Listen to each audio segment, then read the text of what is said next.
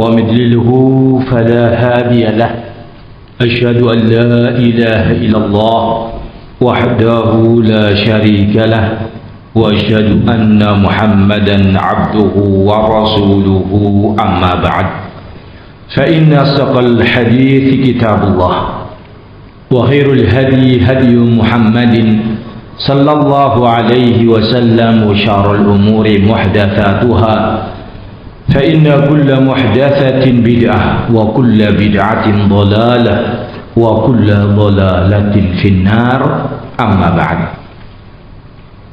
Hadirin kaum muslimin rahimani wa rahimakumullahu jami'an. Alhamdulillah, kita bersyukur kepada Allah Subhanahu wa taala pada kesempatan sore hari ini kita bisa kembali melakukan kegiatan talabul ilmi masih dengan kitab yang sama, Aqidatus Salaf Ashabul Hadis karya Imam As-Sabuni. Kitab ini menyebutkan tentang keyakinan i'tiqad para sahabat dan para tabi'in dan para ulama ahlu sunnah. Dituangkan dalam kitab ini dengan sanadnya, sehingga dengan kita mempelajari kitab ini kita akan tahu keyakinannya para salaf. Harapannya adalah kita bisa mengikuti mereka. Keyakinan kita sama dengan keyakinannya mereka, dan itulah yang wajib bagi kita lakukan. Alaikum bisunnati wa sunnatil khulafair rasyidin al-mahdiyyin. Wajib bagi kalian mengikuti sunnahku dan sunnahnya para khulafa ar-rasyidin al-mahdiyyin.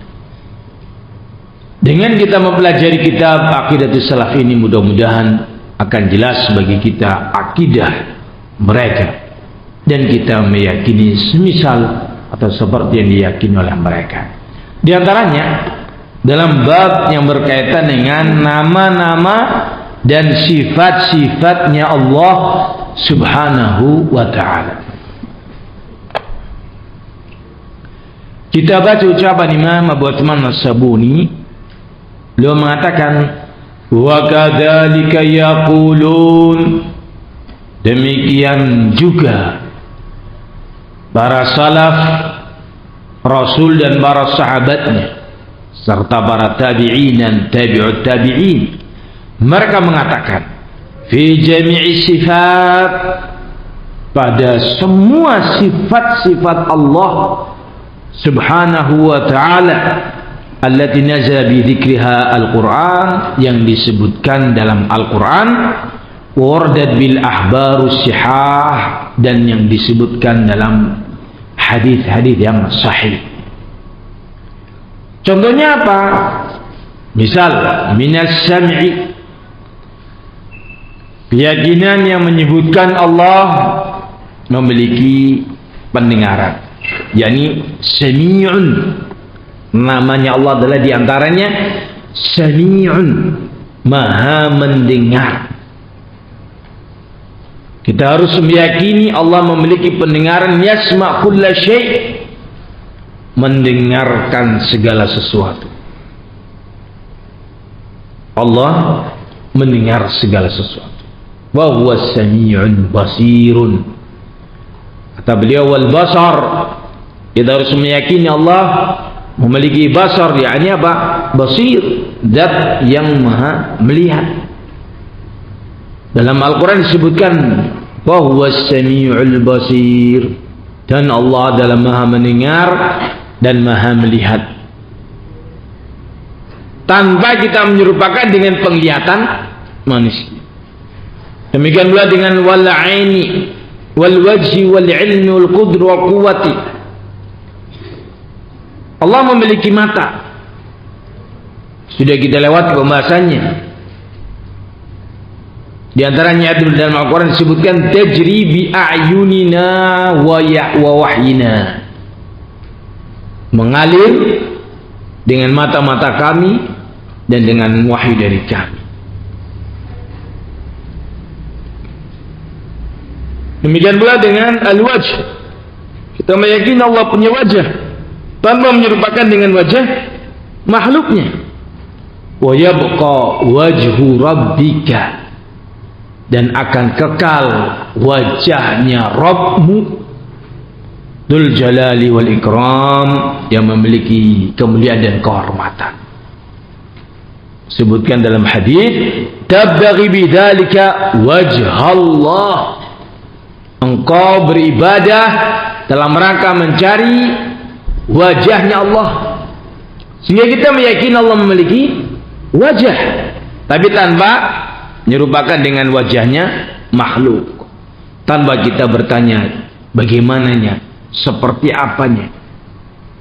Kita meyakini seyakin-yakinnya semua yang tersebut dalam Al-Quran wa Sunnah, termasuk Allah memiliki ilmu, wa huwa alimun bi kulli syai', Allah Maha mengetahui dengan segala sesuatu. Bi kulli syai'in alim, dengan segala sesuatu Allah Maha mengetahui. Termasuk Allah memiliki kekuatan Al-Qawi, Dzul Quwwatil Matin, wa Warzaqu Dzul Quwwatil Matin. Allah adalah pemberi rizki yang memiliki kekuatan yang sangat dahsyat. Al-Qawiyul Ali, Aliyul Azim. Allah Maha Qawi, memiliki kekuatan yang begitu dahsyat. Al-Qudrah, Allah memiliki kemampuan. Wa ala kulli syai'in qadir, Allah Maha mampu atas segala sesuatu. Kita mengimani itu.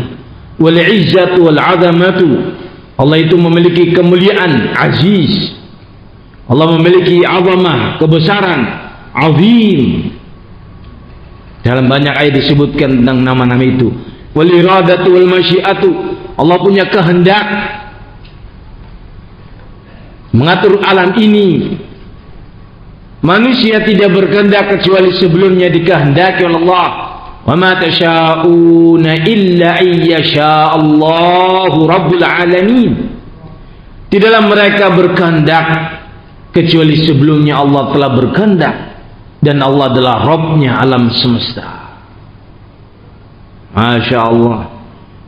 Wal qaul wal kalam, Allah punya sifat berbicara dengan kalimat qala, wa id qala rabbukum, dan ketika berkata Rabb kalian. Yang namanya qala, berkata. Terjemahan berkata itu bisa difahami, bahasa lainnya berbicara. Ada kalanya disebut dengan al-kalam, Allah itu berbicara. Wa kallama Allahu Musa taklima, Allah berbicara kepada Nabi Musa.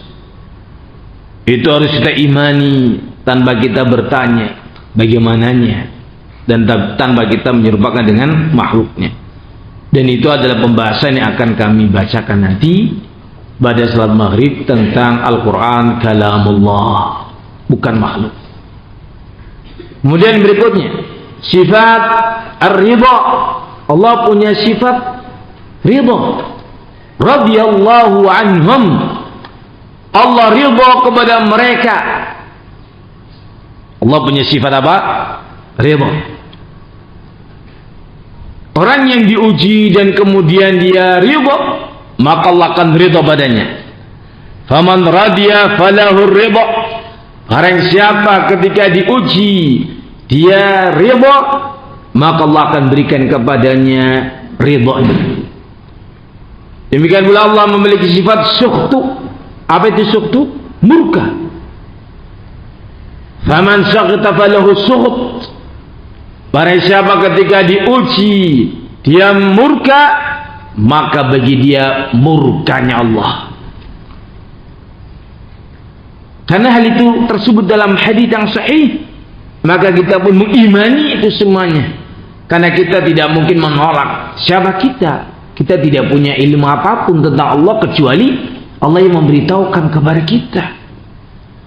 Maka wajib bagi kita menerimanya, meyakininya. Qala Allah wa qala Rasul, apa yang disebutkan Allah dalam Al-Quran dan apa yang disebutkan oleh Rasul dalam hadisnya yang sahih. Demikian pula dengan al-hubbu wal bughdu, Allah punya sifat mencintai yuhibbullahu wa yuhibbunahu. Allah mencintai mereka dan mereka mencintai Allah. Yuhibbuhumullahu yuhibbuhum wa yuhibbunahu. Allah cinta kepada mereka dan mereka cinta kepada Allah. Demikian pula dengan sifat al-bughdu. Allah murka dengan kalimat bughdu, dengan kalimat sukhtu, dengan kalimat intiqam, dengan kalimat asaf. Falamma asafuna intaqamnahum. Ketika mereka membuat marah kami, maka kami siksa mereka.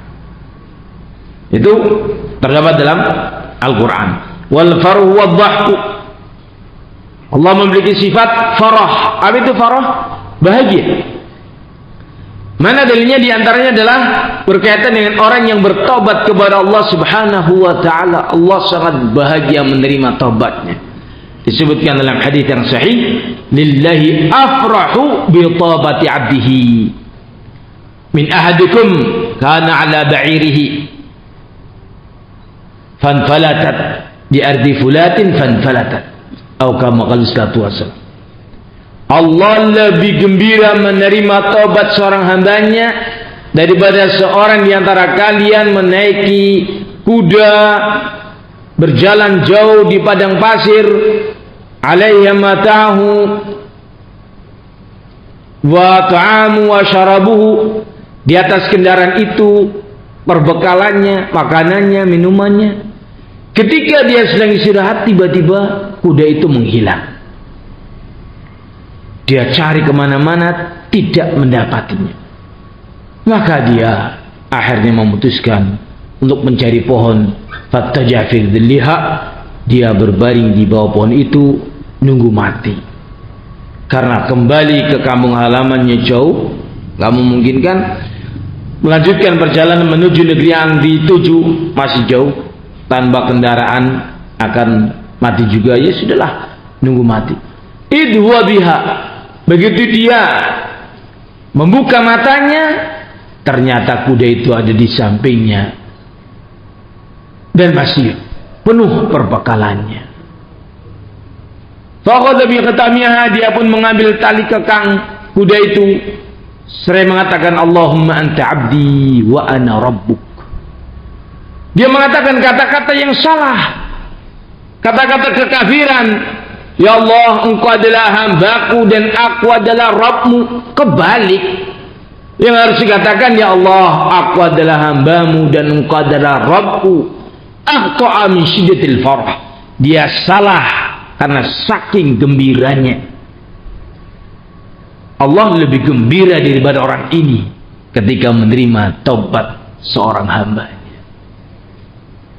Demikian pula dengan Allah memiliki sifat dhahik, tertawa. Yadhaqullahu ila rajulaini minkum yaqtul ahadumul akhar yadkhulanil jannah. Dalam hadis yang sahih dibawa oleh Imam Nawawi dan Riyadhus Shalihin, Allah Subhanahu wa taala yadhaq, tertawa kepada dua orang di antara kalian yang saling membunuh, satu dibunuh yang satunya, keduanya masuk surga. Yaqulu ahaduhumal akhar, si fulan membunuh si fulan, dua-duanya masuk surga. Padahal disebutkan dalam hadis lain, idza taqal muslimani bi sayfihima fal qatilul maqtul finnar. Apabila ada dua orang muslim yang berhadapan, masing-masing menghunus pedang, akhirnya berkelahi dan yang satu mati, maka Nabi mengatakan al-qatil wal maqtul finnar, yang membunuh dan yang terbunuh dua-duanya di neraka. Ketika ditanyakan kepada beliau, hadzal qatil famabalul maqtul, wa Rasulullah, kalau yang masuk neraka itu yang membunuh, kami bisa paham, dia yang membunuh karena itu masuk neraka. Famabalul maqtul, bagaimana dengan yang dibunuh kok juga masuk neraka? Rasul mengatakan innahu kana harisan laqad sahibihi, dia juga sebenarnya ingin membunuh yang satu, cuma dia yang kalah. Coba kalau dia menang, dia berhasil membunuh si A, maka dua-duanya yang membunuh dan yang terbunuh finnar. Tapi dalam hadis lain disebutkan di situ yadhaqullahu, Allah tertawa, ila rajulaini minkum, pada dua orang di antara kalian, yaqtulu ahaduhumul akhar, yang satu membunuh yang satu, tetapi dua-duanya masuk surga. Itulah dia, sehingga Allah tertawa. Bagaimanakah maksud dari kalimat ini? Dijelaskan pada kata-kata berikutnya, yuqatilu hadza fi sabilillah fayuqtal. Orang yang pertama, sahabat Rasul, dia berjuang berperang di jalan Allah Subhanahu wa taala. Dia terbunuh oleh seorang musyrik, masuk surga. Orang yang musyrik tadi yang membunuh, Allah berikan taubat. Si musyrik tadi taubat, kemudian dia masuk Islam, kemudian dia berjuang fi sabilillah fayuqtal, dia pun terbunuh di jalan Allah Subhanahu wa taala. Dua-duanya masuk surga. Oh begitu.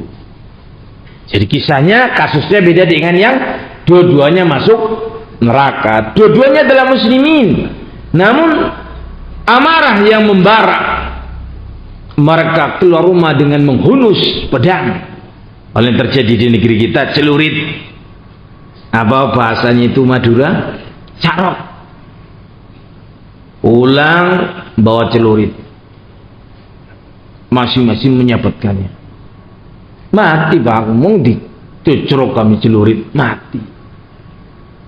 Ketika kondisi seperti itu, dua-duanya final, karena dua-duanya punya ambisi untuk membunuh. Coba kalau seandainya yang terbunuh itu lebih pandai dalam berkelahi, dia akan bisa membunuhnya.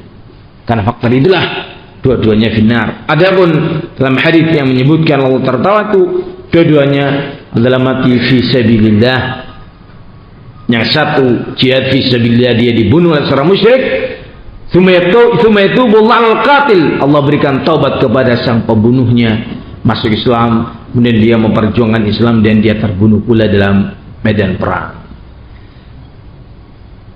Sifat-sifat tersebut bagi kaum muslimin wajib kita imani, kita percayai, kita wajib terapkan dan tetapkan bagi Allah Azza wa Jalla. Kenapa? Karena sifat-sifat yang tadi disebutkan terdapat dalam Al-Quran maupun terdapat dalam Al-Hadis. Caranya bagaimana cara menetapkan di semuanya kaum muslimin? Caranya, mari kita dengarkan manhaj ahlu sunnah dalam memahami asma dan sifatullah. Beliau mengatakan, min ghairi tashbihin li syai' min dhalika bi sifatil marbubin al-makhluqin. Kita meyakini sifat-sifat Allah tadi semuanya tanpa kita menyerupakan dengan sifat-sifat para makhluk yang ada pada manusia, yang ada pada makhluk. Allah punya wajah tanpa kita menyerupakan dengan wajah makhluk. Allah bisa berbicara tanpa kita menyerupakan dengan berbicaranya makhluk. Bal yantahuna fiha ila ma qalahu ta'ala wa qala rasul. Perhatikan kalimatnya. Dalam memahami nama dan sifat Allah, kita harus berhenti sesuai dengan apa yang Allah firmankan dan sesuai dengan apa yang Rasulullah sabdakan. Berhenti di situ. Apa yang disebutkan kita sebutkan. Apa yang ditetapkan kita tetapkan. Sejauh mana kita tetapkan sesuai dengan yang disebutkan, tidak lebih. Artinya kalau kita membaca tentang sifat Allah wajah, jangan engkau lebihkan pembahasan seperti wajah manusia. Siapa mengatakan? Allah hanya menyebutkan dalam Al-Quran, wa yabqa wajhu rabbika dzul jalali wal ikram, dan akan kekal wajah Rabbmu yang memiliki kemuliaan dan kehormatan. Sampai di situ saja. Allah tidak mengatakan wajah Allah sama dengan makhluk, kamu menambahi. Jangan sampai kita mengatakan itu, karena itu masuk pada lafaz Al-Quran. Dalam surat Asy-Syura Allah berfirman, "Laisa kamitslihi syai' wa huwas samiul basir." Tidak ada yang serupa dengan Allah sama sekali, dan Allah Maha mendengar lagi Maha melihat. Wala, kemudian kata beliau mengatakan, min ghairi ziyadatin alaih, kita beriman kepada Al-Quran dan kepada As-Sunnah tanpa kita menambahi. Kita tidak ada hak menambahi Al-Quran, kita tidak ada hak menambahi hadis Nabi. Contoh menambahi tadi, Allah memiliki wajah, wa yabqa wajhu rabbika, akan kekal wajah Rabbmu. Menjadi tambahi wajah Allah serupa dengan wajah makhluk, ini tambahan, padahal ini dilarang dalam agama. Sehingga mempelajari asma sifat itu min ghairi ziyadatin, tanpa kita menambahi dari diri kita, menambahi nama atau menambahi sifat dari diri kita, itu tidak boleh. Wala idafati nilai, tidak boleh kita menyandarkan satu sifat kepada Allah tanpa dalil. Dan mengatakan Allah sifatnya begini, mana dalilnya? Bagaimana mungkin kamu tahu tentang Allah tanpa melalui berita dari Allah Subhanahu wa ta'ala sendiri? Karena tidak ada yang bisa mengetahui tentang Allah kecuali Allah sendiri. Kalau Allah tidak memberitahukan kepada kita, kenapa kamu bicara seperti itu? Dari mana ilmunya? Akan jatuh pada dosa berbicara tentang Allah tanpa ilmu. An taqulu 'ala Allahi ma la ta'lamun. Engkau berbicara tentang Allah Azza wa Jalla sesuatu yang kau tidak ketahui ilmunya. Jangan menambahi, jangan mengurangi, jangan menyandarkan sesuatu kepada Allah tanpa dalil. Kemudian kata beliau, wala takyifin lahu, juga tanpa menggambarkan bagaimananya sifat-sifat itu. Jangan dibiarkan otak kita untuk berpikir tentang Allah. Berpikir tentang Allah tanpa ilmu, yang ada adalah apa? Menggambarkan, menerawang, menduga, menyangka, mengimajinasikan, membuat keserupaan di benak-benak. Karena itu dilarang, Pak. Tafakkaru fi khalqillahi wa la tafakkaru fi dzatillah. Sebutkan dalam kitab Riyadhus Shalihin bab tentang perintah berpikir, memikirkan tentang alam ciptaan Allah. Pikirkan itu akan menumbuhkan iman, memperkuat takwa. Jangan kau berpikir tentang zatullah. Artinya apa? Jangan berpikir tentang zatullah, cukup dengan ayat, cukup dengan hadis, selesai di situ. Jangan dipikirkan lebih daripada ayat, lebih daripada hadis dengan alam pikiran kita.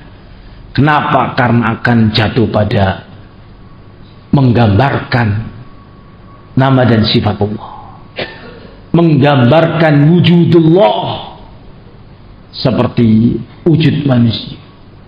Coba kita lihat bagi kaum muslimin, Tuhan-Tuhan yang disembah oleh manusia selain Allah, baik itu agama A atau agama B, Hindu, Buddha, Konghucu dan yang lainnya, mereka punya Tuhan mereka hasil imajinasi, Tuhan mereka hasil pemikiran dan gambaran. Maka Tuhan itu seperti makhluk manusia. Ada kelebihannya, Tuhan bertangan sekian, Tuhan bermuka dua, depan belakang Tuhan ini, Tuhan itu. Yang menyembah dewa-dewi, dewanya juga sosok manusia, dewinya juga sosok manusia, dan yang lain.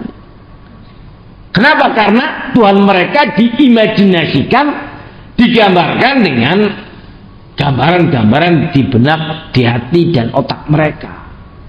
Islam melarang itu.